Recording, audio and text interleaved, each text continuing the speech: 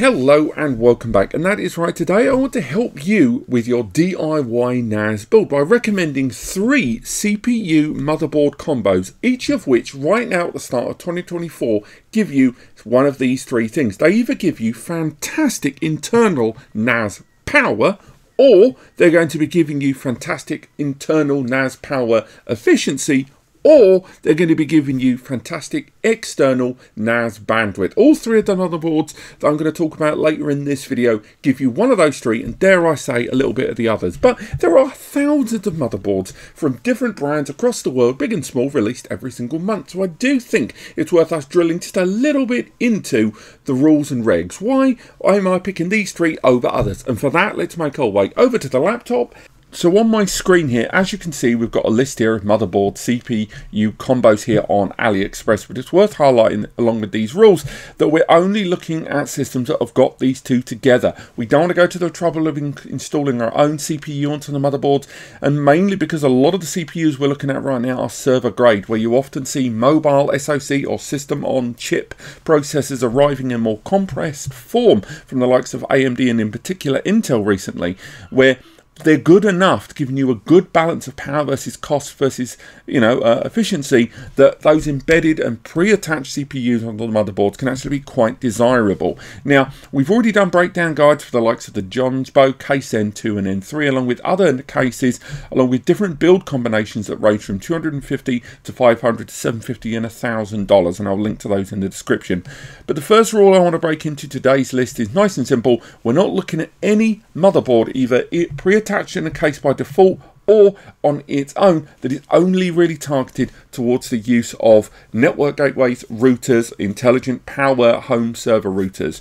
Yes, there are ways to turn devices like this into a NAS, connecting USB storage using the internal M2 NVMe's, but the amount of applications and services with regards to NAS that you can use with that limited storage capacity is questionable. And although you could definitely run Proxmox and some virtual machines inside something like this when it comes to traditional NAS storage, you are a fraction limited to the overall storage capacity you could go down. And certainly when you're relying on externally connected storage, it can be problematic there, which is a real shame when you're looking at routers like this that have got a combination of 10 GBE and 2.5 GBE in a tremendous volume, but at the same time storage capabilities are limited. Also, we're only looking at MITX or just ITX motherboards. We're not going to be looking at ATX motherboards, and although there are some great MITX motherboards available without CPUs installed, if you look at the hardware afforded to some ATX motherboards, some of these are insane with 10 GBE and 2.5 GBE and 3 and even 4 M2 NVMe's, although one of those is for a wireless router included. But finding traditional NAS cases that support ATX motherboards is actually quite difficult, and some of those require risers and modifications to use the PCIe slots. So we're only going to be focusing on ITX boards. Next up, we're not going to be looking at any CPU that does not have integrated graphics, or at least a graphical component available to it. The reason being that otherwise, when you are setting up this system, you've automatically got to introduce a graphics card to really interface with it, either during initialization or during troubleshooting. So very often you'll see CPUs of quite substantial power in terms of their cores and threads, but if you check out and see things like an F suffix there on the end, there's every possibility it's not going to have integrated graphics there, and there are lots of CPUs like that. So every system and motherboard CPU and motherboard combo I'm going to talk about features integrated graphics there. The same goes when you're looking at CPUs like this one. You will find some of the i9 CPUs that are just insane value for some of these processing powers there. It's just a real shame, the lack of integrated graphics. If you can get over that, fantastic, but if you can't, these are going to present an incredible barrier down the line. The last thing, this goes harks ever so slightly back to that MITX point there. We are not going to look at commercial grade motherboard combos. The reason being, some of these are a nightmare to get hold of. Not only does this CPU support embedded AMD processors, of which generally when you look at a lot of motherboards like this, Intel largely dominate a lot of the fleet when it comes to the DIY stuff, at least with the CPU pre-embedded installed, but on top of that it's a Gen 4 M2 NVMe supported motherboard with 10 GBE on board. but again, it's business focused there. The price point for this motherboard retails for about 1,000 nicker there, and availability is very, very small indeed. The same goes when you're looking at motherboards like this one that's take advantage of an Intel Atom 8 core processor with 10 GBE. It's a fantastic little motherboard there, but it is not very easy to find, and some of these are a little older than others, and it kind of undermines the value point that a lot of these arrive at, with tremendous power still being MITx, but at the same time limited in terms of the availability and whether you can get a hold of it there. And also some of these are software and hardware locked, and you won't find out until you've got hold of one. But those are the rules and regs. Let's crack on with our first choice.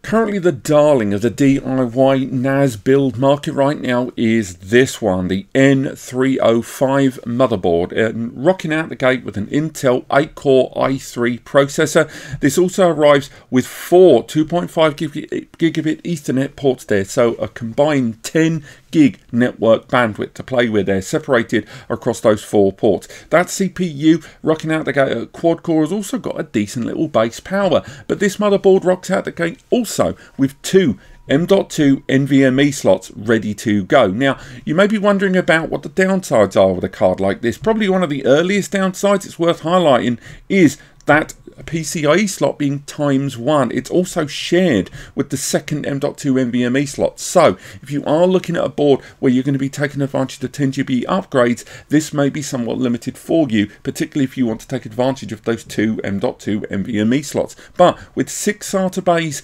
ready to go and the 2 M.2s on their own, this is a system that's got a lot of power under the bonnet, and we're seeing more and more places stock this motherboard at interesting prices. And indeed, if you go to Ali here and you go for one of the options which includes CPU and memory and CPU coolers, and some of the extra storage options as well, you can pick up this board at incredible value for less than around $280 to $290. Just keep in mind, of course, the shipping is super long there. Now, we have already played around with this kind of configuration already. We've been looking at this CPU and this combo for quite a while. Why is that? Well, that's because it's the CPU combo that rocks out the gate with the TerraMaster F4 424 Pro, a NAS that arrives around $599 to $699. And during Plex testing, we could get this system configuration to not only play my heaviest 400 megabits per second HEVC 4K file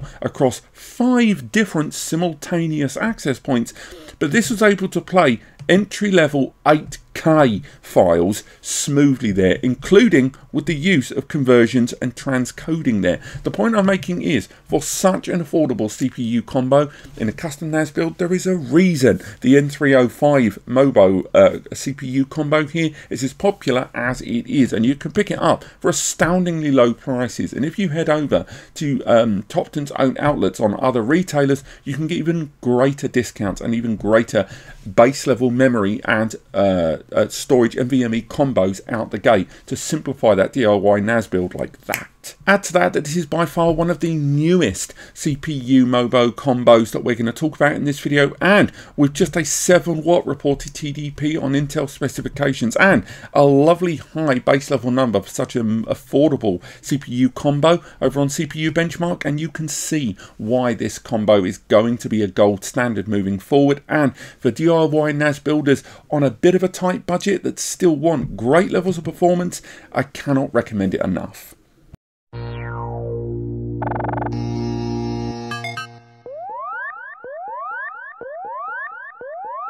Apologies for the slight change in sound and picture here. I just wanted to highlight a motherboard that during the course of the editing of this video came to my attention that genuinely I wish I'd noticed sooner, and it was so impressive that I wanted to include it in this video nonetheless. So I apologise for the slightly echoey nature here in the background, but this motherboard here, arriving with arguably a very old CPU, is still a phenomenal example of a ready to go ITX MoBo for business use, particularly for users looking for a good balance between a file server with good internal and external bandwidth and storage capabilities. Now, rocking out the gate with a $124 price tag if you want to go for just the motherboard and CPU. If you want to include 32 gig of memory as well, it goes up to $171.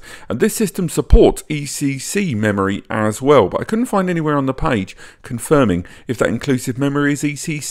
I very much doubt it. But this system here arrives not only with a phenomenal 10 SATA ports at the bottom right there. Again, that's 10 SATA ports, 2 deep there, another 4 there. But on top of that, it also arrives with 6 2.5 gigabit Ethernet ports there on the rear. So for those of you that are looking at network bandwidth and making sure you can divide it out with a decent amount of failover and division, maybe load balancing, maybe SMB multi-channel, you know, port trunking, whatever you want to call it, whatever you want to use. This one arrives with 15 gigabits spread across those 6 ports there. On top of that, the motherboard also has a single M2 NVMe slot that can be utilized for an OS SSD. Sure, you're not going to be able to use this for a file server on NVMe flash, but with those 10 hard drive bays there on the rear and hard drive SATA ports internally, I should say, and those 6 2.5 gig Ethernet ports that are on the rear,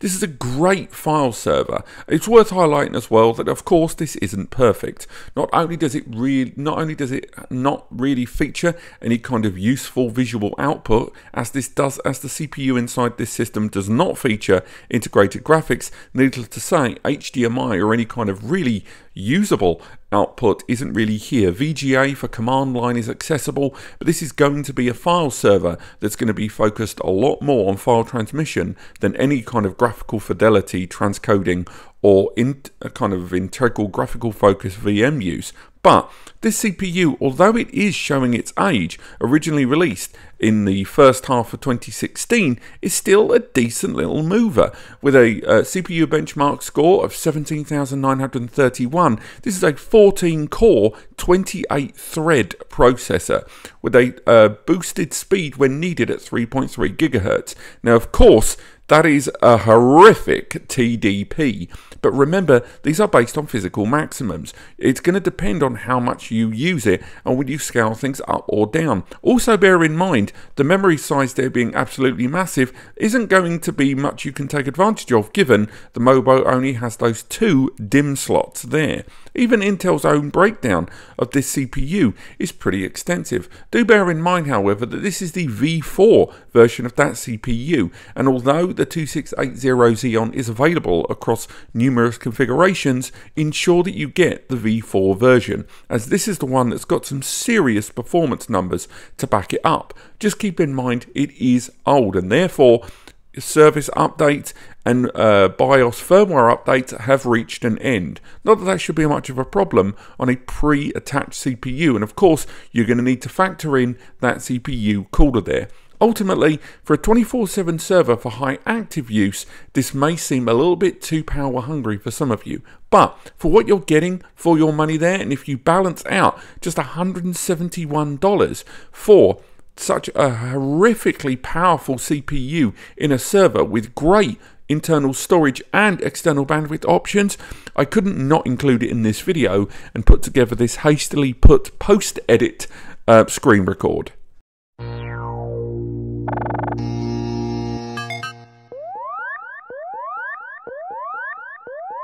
Now this one's going to seem a little bit left field to some of you when I was talking about external bandwidth. It would be very easy to use a lot of MITx boards in the market right now and occupy a PCIe slot with perhaps a 10 GBE card. But there are going to be some users that are trying to find a middle ground between utilizing a large frequency and high capacity gigabit Ethernet equipped motherboard for their combo NAS switch build, while still having a degree of storage capability open to them. And that's why I've picked this particular motherboard, rocking out the gate with 8 2.5 gigabit Ethernet ports there, rather than funneling you down the road of having a single 10 gig port that perhaps you're feeding into another switch, which then the rest of the network environment is enjoying. This is an MITx device that's arriving with 8 ports to play with there. So that means you've got 8 ports, and forget failover, that allows you to use this device as a split NAS and router, with the system all being managed internally there, with Proxmox separating the OSs. I know a number of you would rather divide them, but not everyone will.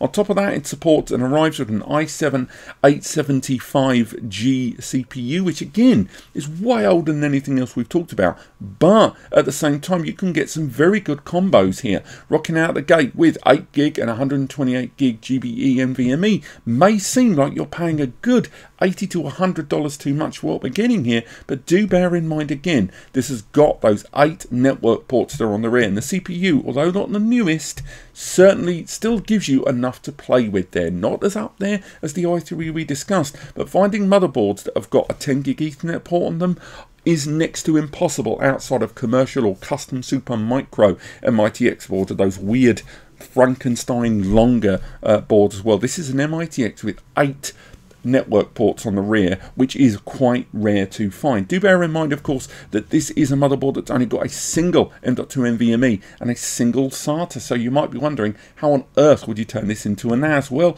for a small $10 to $15 spend, you can turn that M.2 NVMe slot into an additional 6 SATA ports there to play with. Again, I'm not suggesting this is a powerful NAS motherboard, but this allows you to not have to go down the road of using a PCIe upgrade to add 10 GBE. There are other options out there. Again, going for a standard MITX board with a PCIe x4x8 slot might give you something to play with there, but then you wouldn't have a motherboard that's got those 8 slots out the gate, and I know there are users looking for a larger number of NICs rather than a fewer number of larger bandwidth NICs.